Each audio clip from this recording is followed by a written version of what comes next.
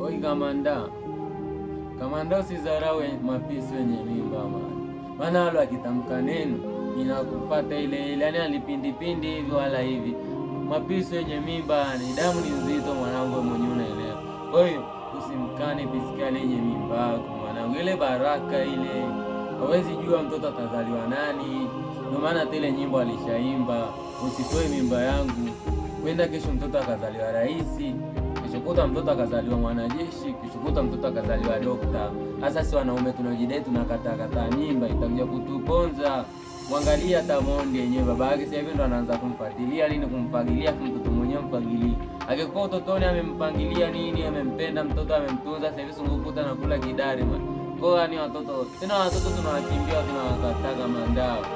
Ndio wanakuja kwa na nyota kali kama mjui. Ndio wanakuja kwa majini shuleni.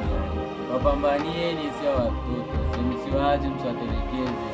Yaani siku zote mtoto unamtelekeza ndo anafanikiwa, alafu unakuja kupigwa zamani. Mimi naongea hivi nimemaliza kama hivyo.